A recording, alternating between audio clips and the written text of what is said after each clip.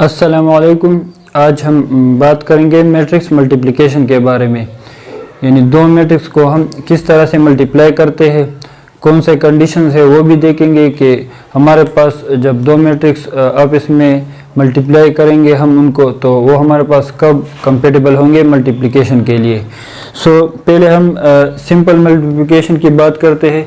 Simple multiplication हमारे पास बहुत easy होती है, यानी फॉर एग्जांपल हमारे पास दो वैल्यूज है 2 और एक हमारे पास है 7। सिंपली इसका प्रोडक्ट हमारे पास वो 14 आता है। इसके लिए हमारे पास कोई कंडीशन नहीं है कि फॉर एग्जांपल अगर वो हमारे पास ना हो तो मल्टीप्लिकेशन पॉसिबल नहीं है, ये हमारे पास सिंपल है।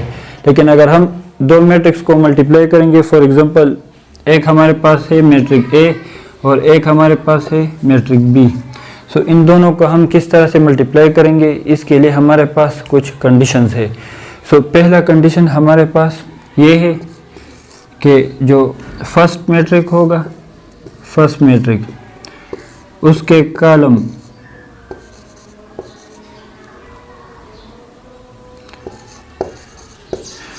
फर्स्ट मैट्रिक का कॉलम, यानी उसमें जितने कॉलम्स होंगे हमारे पास वो इक्वल होंगे सेकंड मैट्रिक के रोज के।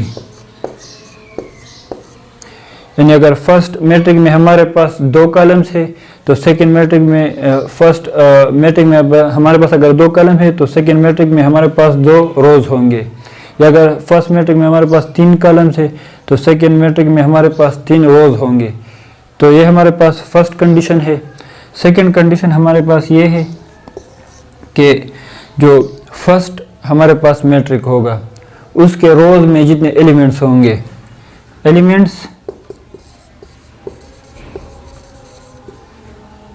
इन रोज फर्स्ट मैट्रिक के, यानी फर्स्ट मैट्रिक के रोज में हमारे पास जितने एलिमेंट्स होंगे वो हमारे पास इक्वल होंगे एलिमेंट्स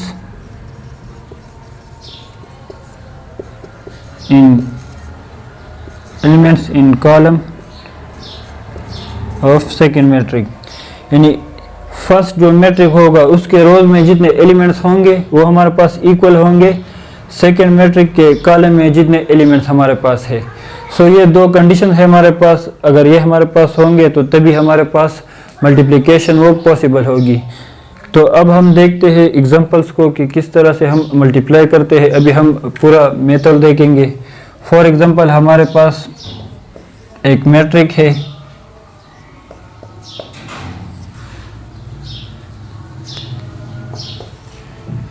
मैट्रिक ए।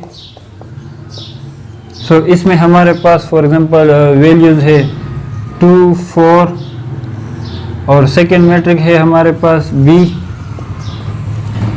इसमें हमारे पास वैल्यूज है 3, 5, 6, 8।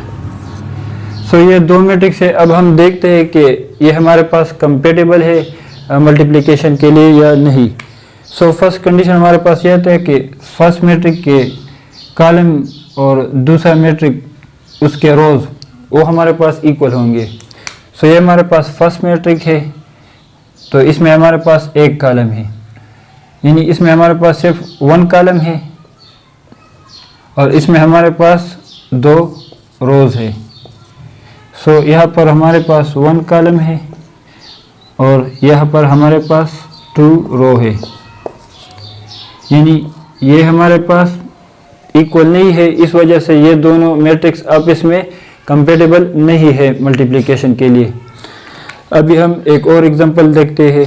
फॉर एग्जांपल अगर हमारे पास कोई और एग्जांपल हो मैट्रिक ए, इसमें हमारे पास वैल्यू है 1, 3, 4, 2 और इसी तरह से सेकेंड मैट्रिक है हमारे पास बी। उसमें हमारे पास वैल्यूज है 3, 9, 1, 7। अब हम इस पर ये कंडीशन अप्लाई करते हैं, यानी फर्स्ट के रोज और दूसरे के कॉलम्स। तो इसके फर्स्ट के कॉलम और दूसरे के रोज। इसके कॉलम में हमारे पास, यानी इसमें हमारे पास टोटल 2 कॉलम्स है और यहाँ पर हमारे पास 2 रोज है। सो ये इक्वल है, इस वजह से फर्स्ट कंडीशन वो सेटिस्फाई है, यानी ये कंडीशन हमारे पास सेटिस्फाई है। अभी हम सेकंड कंडीशन को देखते हैं। फर्स्ट मैट्रिक के रोज में कितने एलिमेंट्स है, यानी ये फर्स्ट मैट्रिक है, इसके रोज में हमारे पास 2 एलिमेंट्स है, यानी 1 और 2 एलिमेंट्स। ये हमारे पास फर्स्ट कंडीशन था। अभी सेकंड कंडीशन, तो यहाँ पर हमारे पास 2 एलिमेंट्स है रोज में, और सेकंड के कॉलम में हमारे पास कितने एलिमेंट्स है, तो यहाँ पर हमारे पास ये हमारे पास कॉलम है, यानी 1 2 यानी 2 एलिमेंट्स है हमारे पास इसके कॉलम में, यानी सेकंड के कॉलम में हमारे पास 2 एलिमेंट्स है। सो सेकंड कंडीशन भी सेटिस्फाई है।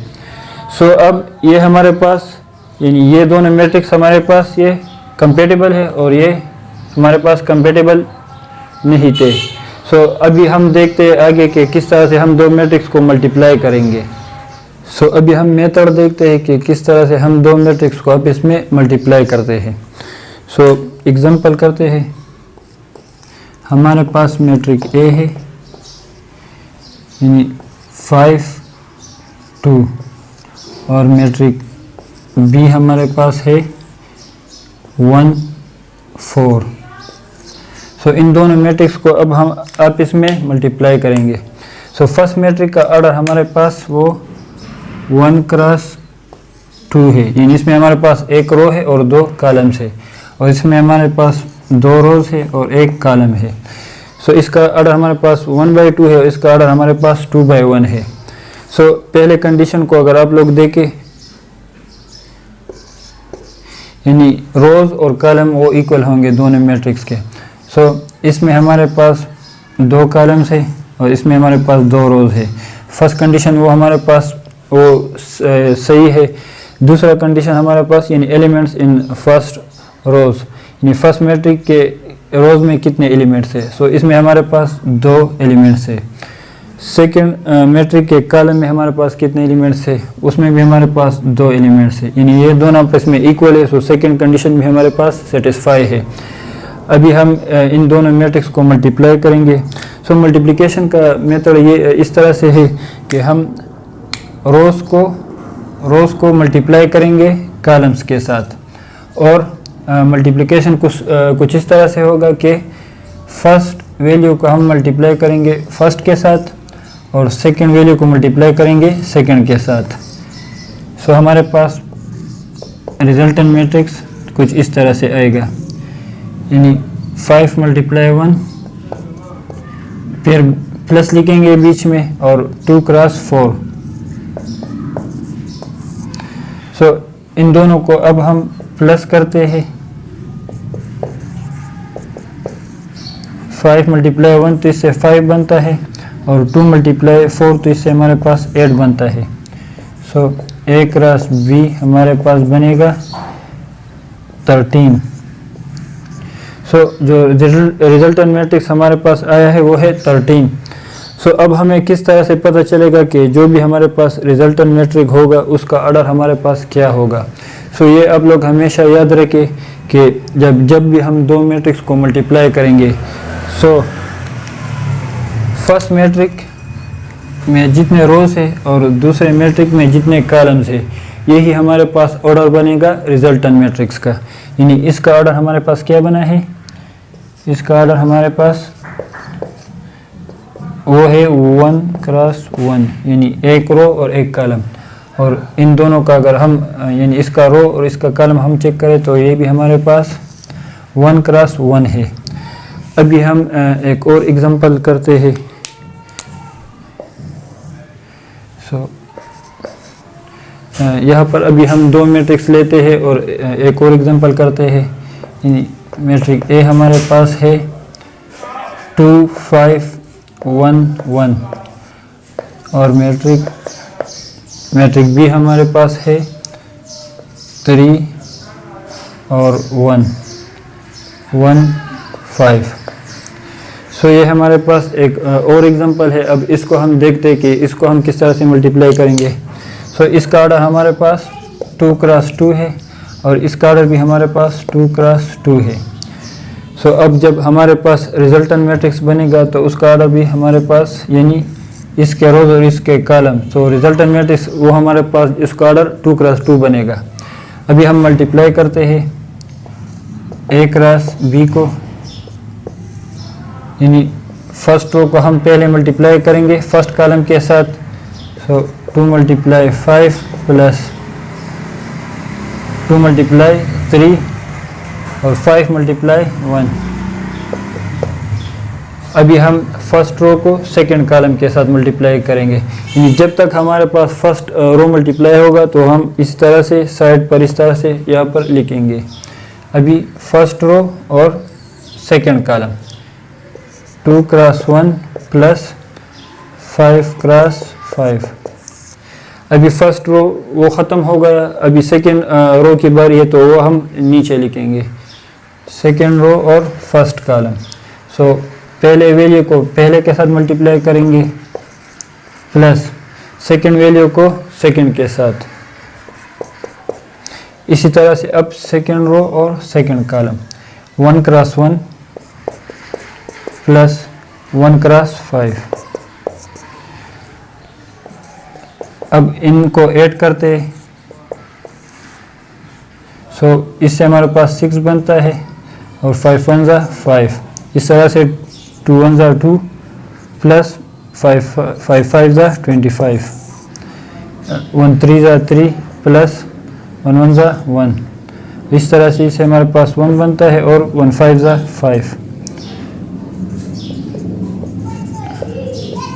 सो यहाँ पर हमारे पास 11 आता है, यहाँ पर हमारे पास 27, ये 4 और ये 6। सो इसका ऑर्डर अगर आप लोग चेक करें सो ये 2 क्रॉस 2 बनता है, यानी इसका फर्स्ट मैट्रिक के रो जितने हैं और दूसरे मैट्रिक के कॉलम, सो ये भी हमारे पास 2 क्रॉस 2 बनता है और ऑर्डर भी हमारे पास 2 क्रॉस 2 आया है रिजल्टेंट मैट्रिक्स का। सो आप लोग भी डिफरेंट ऑर्डर वो उठाए और चेक करें। अगर कोई भी मसला होगा तो कमेंट बॉक्स में फिर ज़रूर बताएं। इंशाल्लाह फिर इसके ऊपर हम एक एक्सरसाइज भी करेंगे, उसमें हम फिर मुख्तलिफ ऑर्डर्स लेंगे, यानी 1 क्रॉस 3 या 2 क्रॉस 2 इस तरह के ऑर्डर हम लेंगे और वो हम करेंगे एक्सरसाइज में। सो अभी के लिए इतना ही, इंशाल्लाह फिर नेक्स्ट वीडियो में मिलेंगे। तब तक के लिए अल्लाह हाफिज़।